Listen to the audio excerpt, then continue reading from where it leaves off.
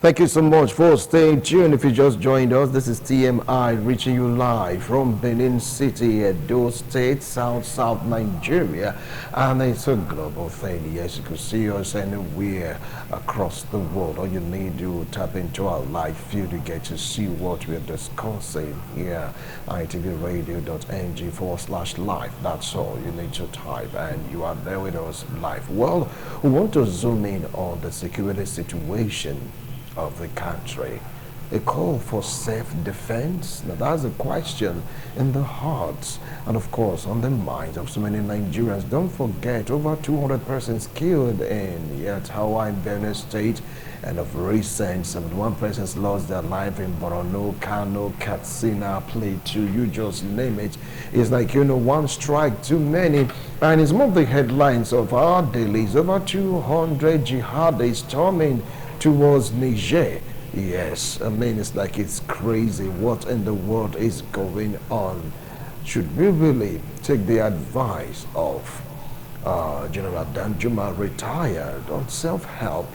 If the military that have been overwhelmed, if the police that have been overwhelmed, if, the NSC, the DSS, you just name it, have been overwhelmed. I do think it's high time Nigerians stood up for themselves and said, look, enough is enough. Everyone protect your territory. Everyone protect your household. Everyone have something that will able to repel, give you the strength to repel intruders or marauders or encroaching into your territory.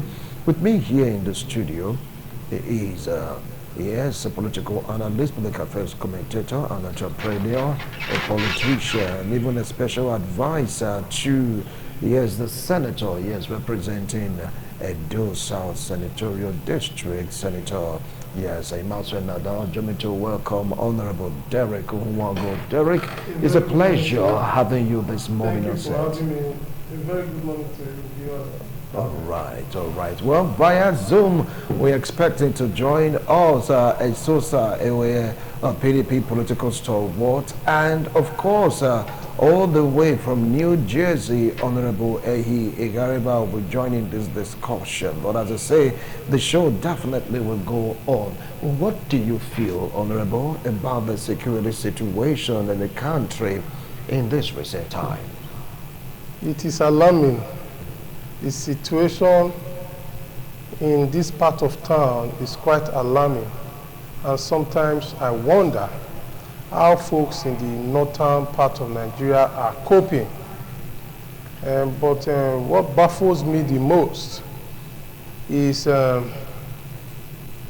why and how folks in the northern part of Nigeria will allow themselves to be slaughtered like chickens, like pigs. They allow themselves to be led to the slaughter. I don't know how they will allow this. For so many years now, there have been complaints from Borno to Benue to Katsina and what have you.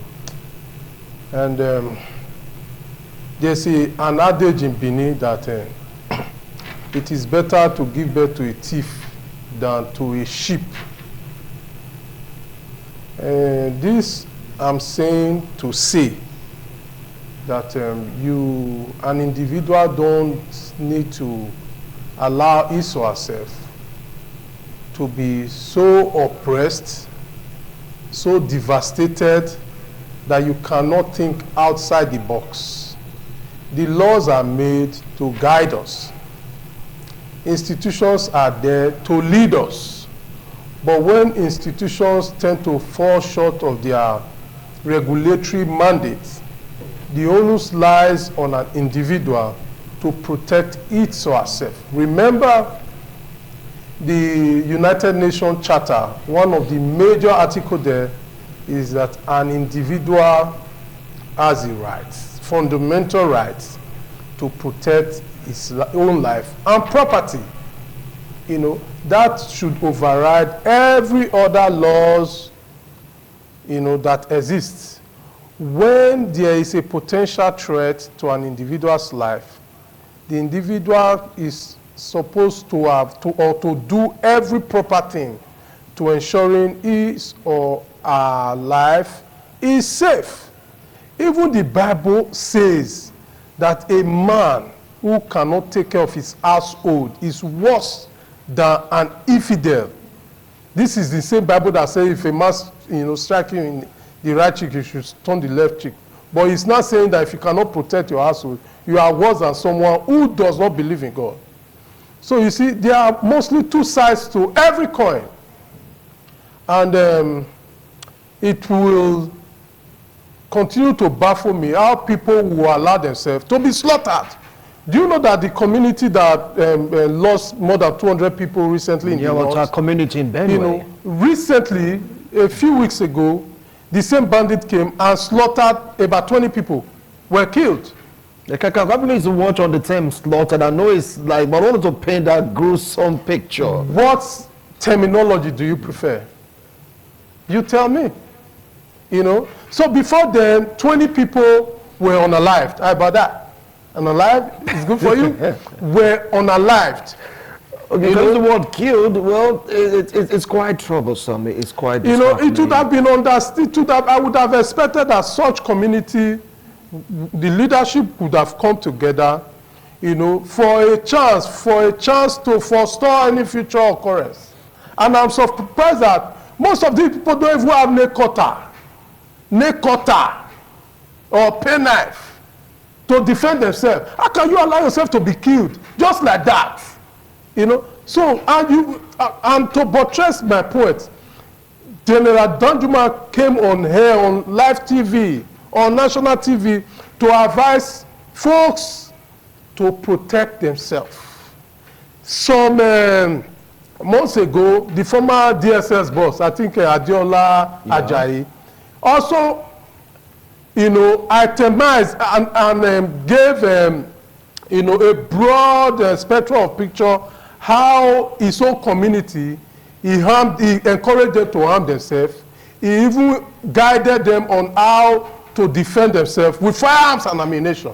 This is a former DSS boss. And he also stated examples in some northern part of Nigeria. I think there's a local government called Tafawa, Balewa.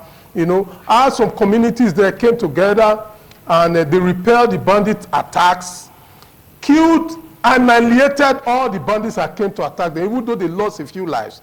But they ended up unaliving or killed all those bandits. And for so many years after that, there was no more occurrence of bandit attack in that community. So you see, these people are more than bullies. They prey on the weak. And if you continue to show yourself as a weakling, they'll continue to prey on you. There's a saying out there in the streets that it is better for the security outfit to, charge you for possession of illegal possession of firearm than for criminals to engage you without any form of defense. Because if the government, charge you for illegal possession of firearm, you might go in for a jail term, not so long, or a fine. But when criminal elements, meet you in a state of helplessness, defenseless state, then you can pay with your life. So weigh it and know which one is more favorable for you. So anybody who thinks right, who is not crazy, should know that he or she should do the proper thing to protect his or her life and property and his family. Well, joining us virtually all the way from New Jersey, USA, is Honorable Ehi Egareva. Honorable, it's a pleasure to have you join us this morning. Good morning. Thank you very much, Wilson. Good morning and happy Sunday, viewers. All right. Well, I believe that you've heard the remark of Honorable Derek Nwagona. What do you feel about the security situation in Nigeria? I believe I'm hearing stories, getting feedback, and all that. What do you feel in this particular point in time about what we are going through as a country? Well, thank you very much for this opportunity for me to lend my voice to the very unfortunate incident that occurred in Benue State. This is mainly in a Nigerian society community, Yewata, where it is reported that between 100 to 200 Nigerian citizens were unfortunately, sent to the great beyond. Uh, this, in my opinion, was very preventable. This community is barely 5 kilometers away from Makurdi, which is the capital of Benue, which geographically you can say it's an outskirts of Makurdi itself, which means the state police headquarters, the military formations, and all of that are not very far from this place. But unfortunately, the security arrangement in Nigeria is such that will always allow incidents like this to occur. How do I mean by this? Our security arrangement is from top to bottom. It's centrally controlled as though we're in a unitary system of government, which means the Inspector General of Police have an indirect responsibility for even the sergeant that is present at the Ogida police station. And he can instruct via the Commissioner of Police through the DPO for that man not to do anything, not to conduct any arrest, and that will be it. So this is an Inspector General of Police who is not aware, who is not in concern with what is going on locally in the various communities. But in other clubs, security typically is from bottom to top, you know. And presently, there's a clamor for state police. But very critically, there is a missing voice for local government policing. We are not hearing it alongside state policing. So state policing is still going to be lacking in the most critical security infrastructure, which is at if you will, using the common Nigerian parlance, which is at the grassroots. That is where information gathering takes place. That is where the lives of citizens are very well protected, not from the federal.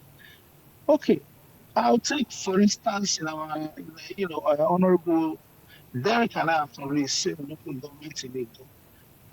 Given our last census estimated figure, over 520,000 people, which is over 500,000 people. But we only have about 5 police stations to man these 500,000 people. There are many communities. If you can imagine, there are many wards in a whole local government that do not have a police station at all. So if there's a breach in security in an entire world that can be sometimes more than 20, 30,000 people, and they don't have any police station at all. And these are even communities that are in the city.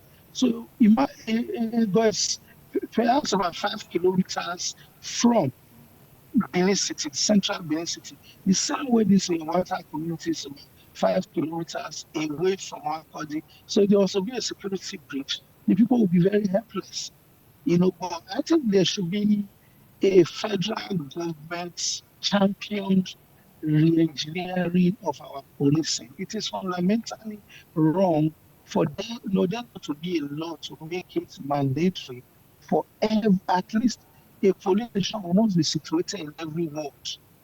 If you can have a counselor for every ward, you must also have, the basic reason, the most fundamental reason for seeking a political office and what the Constitution guarantees that political office holders, especially executive office holders, is the security of lives and property. That is the most basic first. So if you do not have a police station in a ward, which means you do not have what it takes to secure the lives and property in that locality. All right. So, all right. I will. Failed already. Okay. I will come back to you, Honorable. I will come back to you because you spoke about the ratio of policing, talking about the ratio of police to individuals in a community, talked about the distance between Yelwata and, of course, Makurdi is like a go and ring road, so close. That's what people know that they thought that Yelwata was safe. All of a sudden, that was what's happened, and that's what the case of Benue State. Let's go over to Plateau. The same issue is happening. Let's go to Borno, Katsina. You just name it. After that Yewata incident, 71 reportedly killed. Also, some of the states I have mentioned. Now, you talked about self-defense. because he's talking about a federal re-engineering of the Nigerian police force. After all, Mr. President queried the IGP why no arrests have been made. Take it up from there. You see, he has, Honorable Igariba have stated the obvious. The security architecture of Nigeria needs a general overhaul, and stakeholders have been clamoring for this for a while now. Even the elites who mostly care about their business because they have what it takes to protect themselves have also joined the bandwagon. But I am glad that in our own local level something is being done. Currently, over 2,000 people will be passing out tomorrow. About 1,500 people were trained last 2 weeks by the Nigerian military, and about 500 plus are being trained now at the Ogida barracks for the purpose of local policing. And you also recall that recently a law was enacted to give room for Edo State security corps, so that at all local levels there will be presence of security to protect lives and property.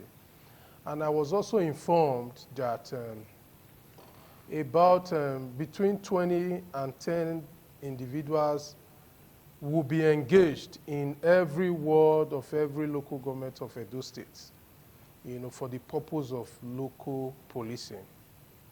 They are supposed to work with the Nigerian police to ensure protection of life and property. I witnessed their training. They were also trained on how to handle firearms and ammunition. So I commend the state government for that. But a lot still needs to be done. The too much bureaucratic bottleneck that is associated with the security architecture of our nation needs to break down. If you recall, in other parts of the world, folks are actually encouraged to be part of the security, of lives and property in their locality. Even where our honorable stays in America, there are some areas where they still have sheriff. In the rural areas, they have sheriffs, they have vigilantes, and what have you. So when they have, and they also have, their roadmap, their guiding principle.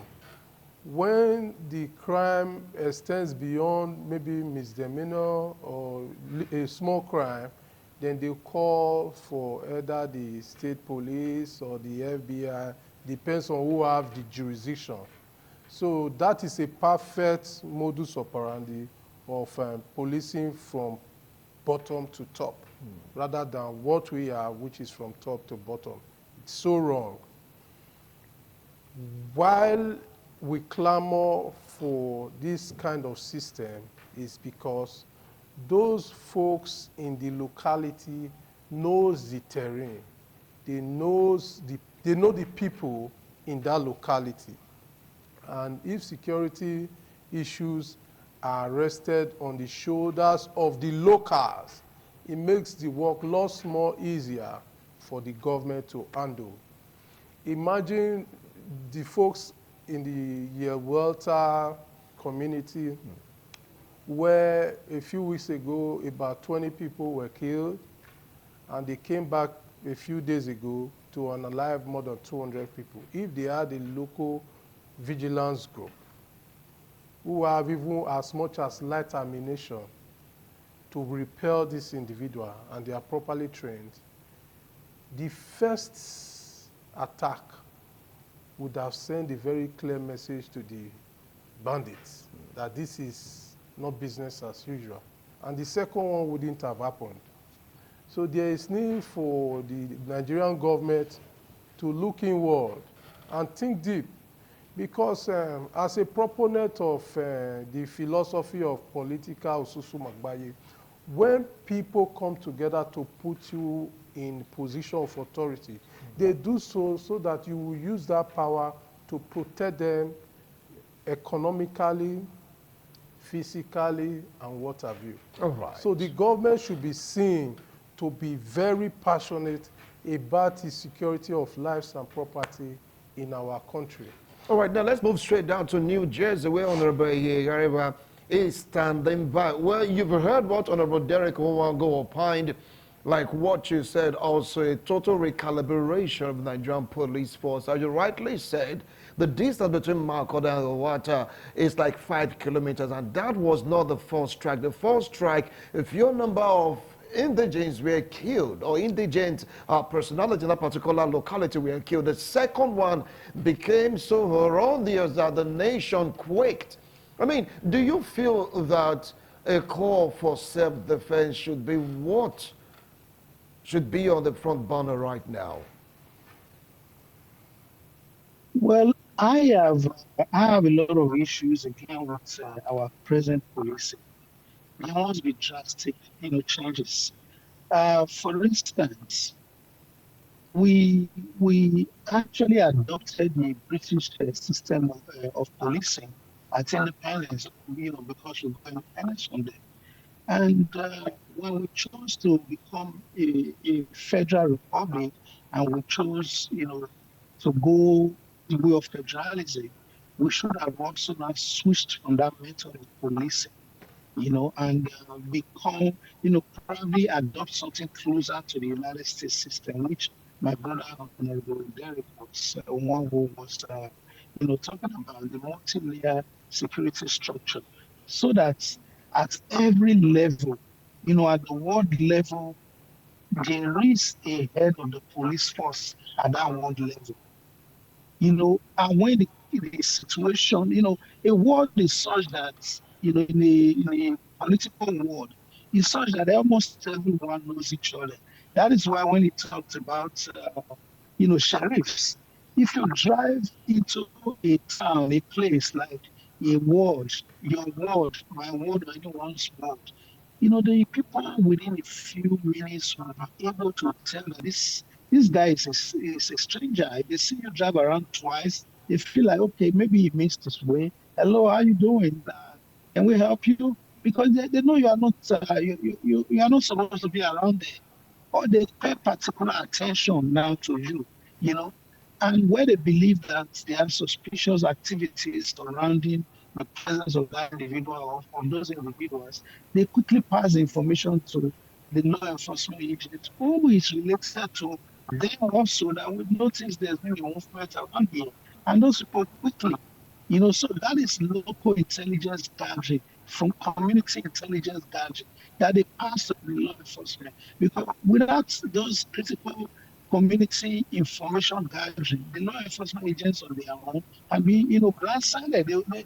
They wouldn't know what is going on in the community. And Nigeria's case is even peculiar because oftentimes you are bringing a commissioner of police, for instance, from an entirely different state.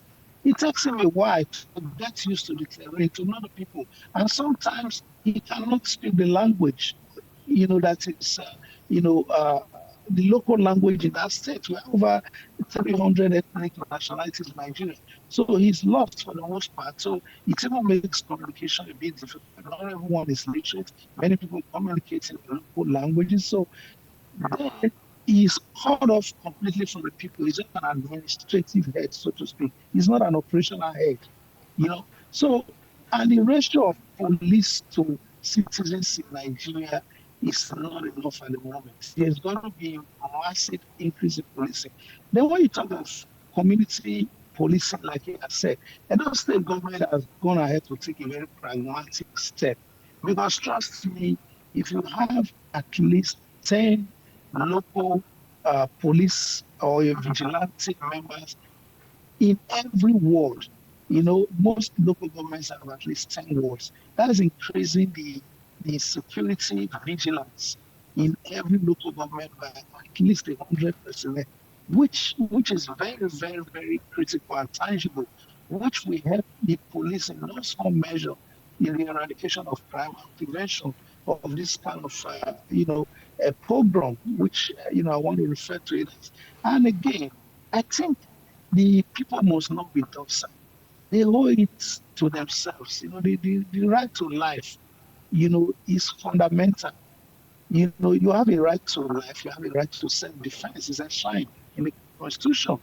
You know, they also must, because I'm also told that some of the people who were attacked were also IDPs, entirely displaced people from other communities who are gathered in this other place. So having suffered one, you know, I mean, they should have now, found means to defend themselves. When I was growing up, when there were security threats back in the days, the the neighborhood will organize what we call civil defense and have the youths come out, have a roster such that they mount vigilance and uh, gather information. Sometimes they are hitting stuff around just to let people know that we are vigilant, we are awake, All and right. you cannot come and attack us without us, preventing you or reaching out to the authorities. So they themselves must be vigilant. They All must be right. vigilant. Thank you. Thank you so much, Honorable. I will definitely come back to you. You talked about the quasi outfit we have that protects lives and properties. Well, some of the opinion that politicians, some of them, the big wigs, some even alleged government officials, they are aware of what is really happening in the sense that they are in the know of this particular set of people causing this mayhem, orchestrating this dastardly act, inflicting pains on Nigerians. And they are doing nothing about it, all because of politics. What do you feel about this assertion? Is there a element of truth in it?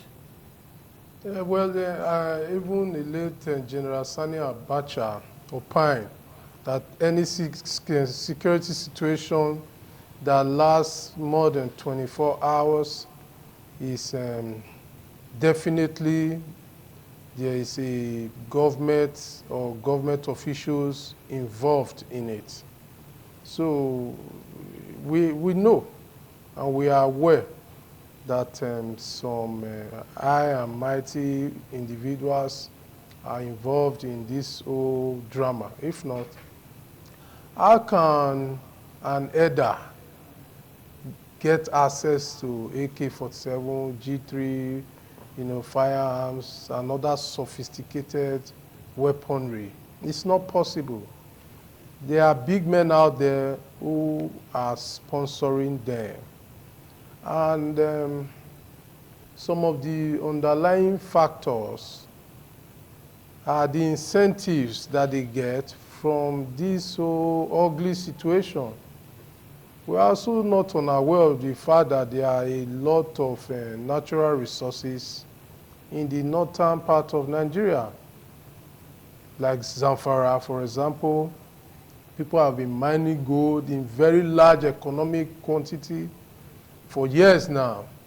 And as a result, they needed to destabilize all the communities around the potential gold mine so that people will not lay claims to those land and properties around there to help make their business viable, So this might be one of the incentives for these big men out there to do what they do, that is support these bandits. There are another reason that might necessarily be attached to this whole menace is the fact that there are some folks who are so fundamentalist in their ideology, thinks that those who are not part of their religion needs to be eliminated. Having dominated a large demography in the northern Nigeria, a certain religious group some fundamentalist, individuals in that religious group think that it is time to make the entire North 100% loyal to their religious sect. Then I think the third aspect of this whole drama hinged on political goals. Some people feel that it is their turn to be, leaders. Some others think that by doing so, they will sustain themselves in power, while others just feel that there's need for destabilization so that they can potentially reset the governance system of the country. These are my opinion though, but a lot of people share this same opinion. And like I said, I will continue to hammer on this point. Folks need to do every proper thing to defend themselves. Even Christianity, that is seen as one of the most peaceful religion in the world, the pioneer of the Christian religion, our Lord and Savior Jesus Christ, in Luke 22:36, advised his disciple to buy sword. By then, the highest form of defense or attack was sword, spears, that is sword, javelin, bow, and arrow. But sword was seen like AK-47 is seen today as at that time. So he advised them to buy sword. That whoever does not have a sword should sell his leather bag, which was quite expensive then, and procure a sword. His disciples were encouraged to arm themselves. If not, as at the point when Jesus Christ was being arrested by the authority, you recall that Apostle Peter brought a sword and struck one of the, state officials. But Jesus Christ stopped him and performed the miracle of healing the official's ear. So what am I trying to say? There are a lot of unwritten, instructions out there. A human being should be able to think of himself and how to protect himself. You don't need to be told to defend yourself. A call for self-defense is not even supposed to be a call for self-defense. The call actually should be how to regulate folks who have now decided to defend themselves. That should be what we should be talking about. But now people should have been out there protecting themselves maximally, and the government will now step in to say, no, this is the extent we want you to do it. Okay, let's move over to Honorable Eyegarib. I believe he has had an opinion about, quoting previously from the scripture on how to, when to defend yourself. But let's take a look at the political aspect of it, Honorable Eyi. Like the question I asked Honorable Derek Huwago, some big men in quotes right now, or some politicians, according to a report, has been alleged that they are behind all this. Even some top religious fundamentalists. How do you think this is affecting or shaping the security situation in this country? Well,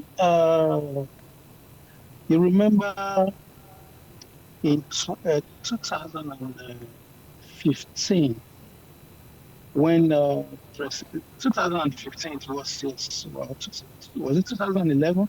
Yeah, when President was 2011 was making a bid for a second time in office, and there was the escalation of Boko Haram crisis, and Nigeria who appeared no peace, and there was so much incident of banditry across the entire country, and terrorism, if you will, and all of that was, in my opinion, escalated by certain individuals on purpose with a view to creating an environment of insecurity in the country, make the people very scared so they can in turn come back to promise to secure the people.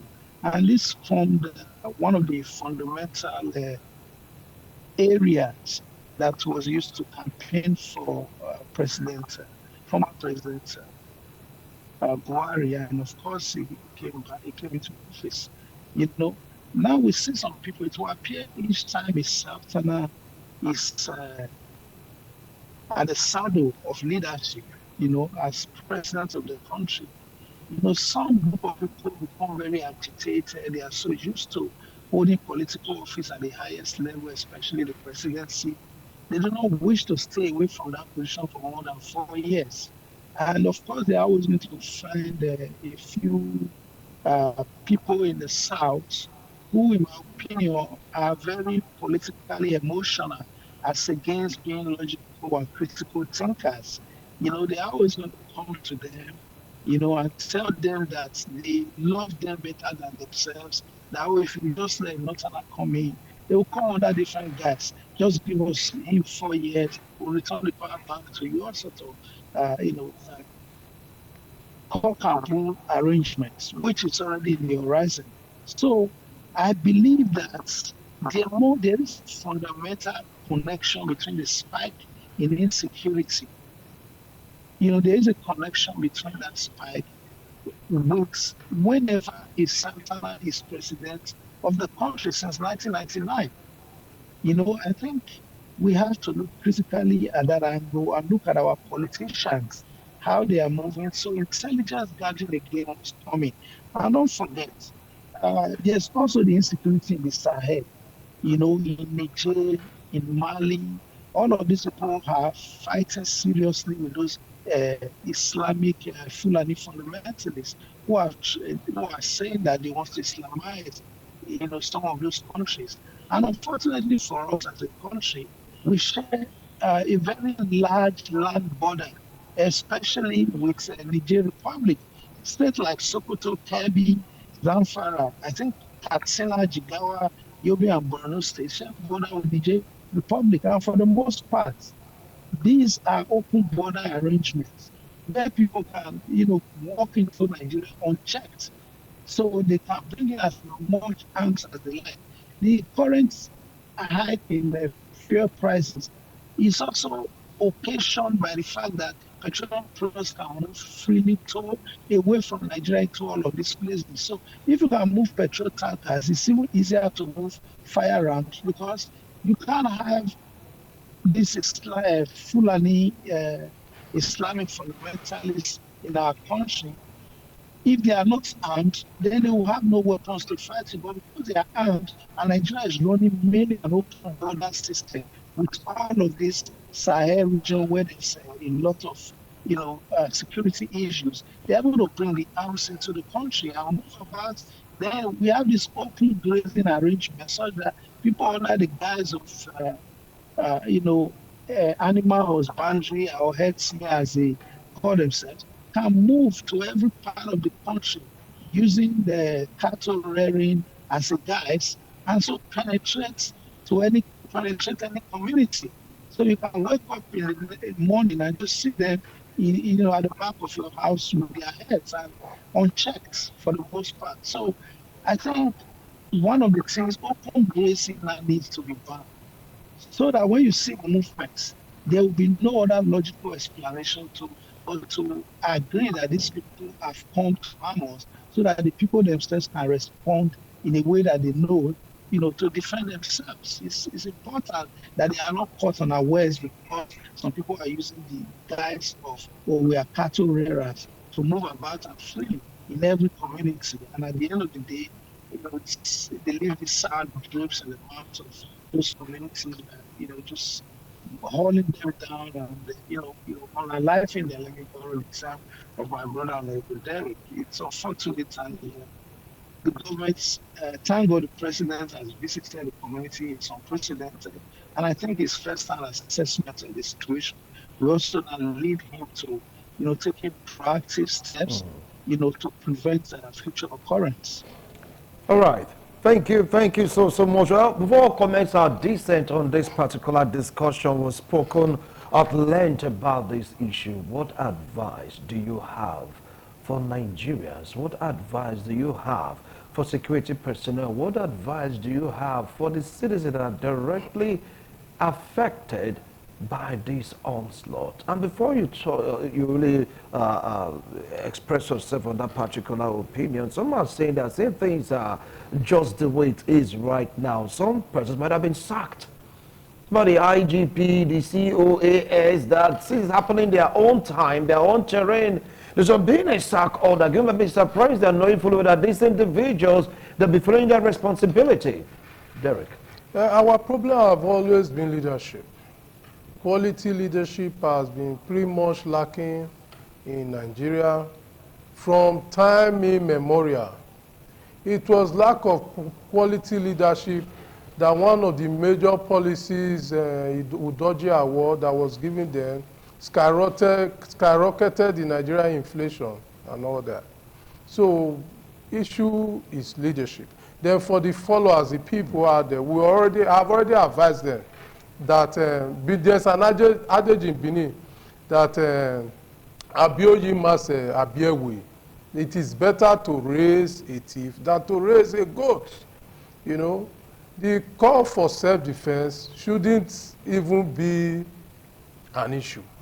What we should have been discussing, if the people know the right thing to do, without even advising them, is for them to already be defending themselves. And we will now come here, or government will now seek a regulatory policy to ensure that people don't harm themselves beyond what is, reasonable for them to do. So having said that, there is another issue that I need to speak about, which is leaders in the South and leaders in the North.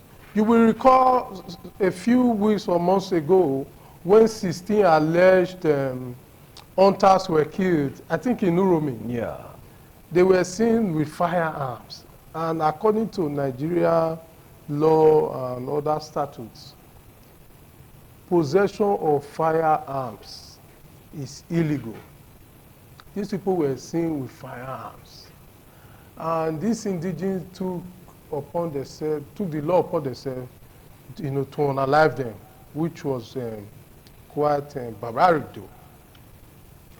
But I noticed something. The northern elites, be it governors, be it sheikhs, be it even the Sultan of Sokoto, came out for those poor peasants, and they threatened hell and brimstone upon those who killed those individuals. Whereas, I would say that it shows that the Fulani leadership are very strongly behind their people. No matter what they do, their leaders have their back. But we can hardly say that of the Hausa folks and other northern people. And it's even worse for leaders, monarchs, religious leaders here in the South. They have mostly been seen to be very docile in speaking up for the defense of the people that they are ruling over, which is wrong, because leadership must show the way and go the way. Okay. They should not sit comfortably in their sitting room and say nothing and do nothing about the challenges that their people face in every part of the South-South geopolitical zone of Nigeria, where we belong.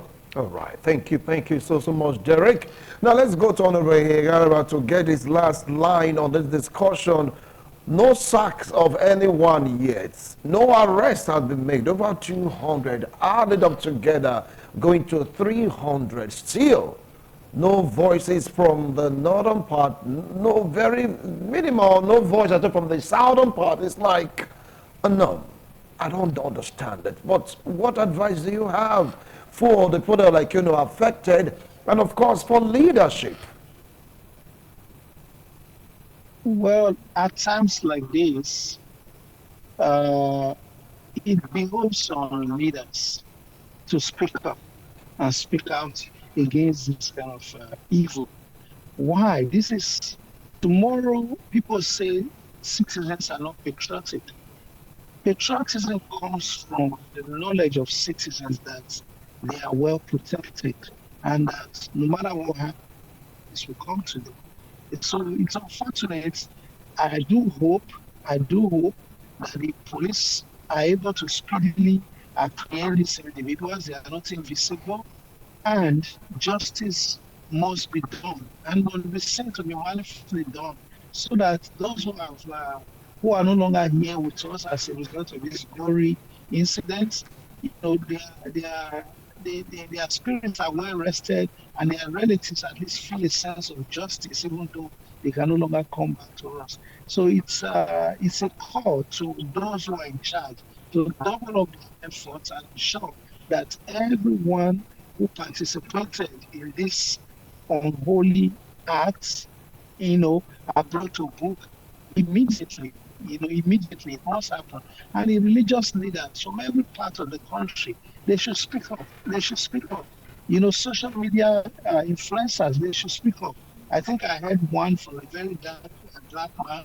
He's done so well. He's one of those who have actually pointed the torch at what occurred, in Benue State. And I think other people who are in positions of authority, who are influential, should also speak out. They should not be afraid, because when it happens in Benue today, that's happened in Europe, you don't know when it's going to happen again, because the people are agitated now, and they can take on innocent people, because now they are not in a position to tell between who is innocent and who is complicit. So, in the spirit of self-defense, a lot can happen. And you cannot blame the people for defending themselves at all times if they feel helpless.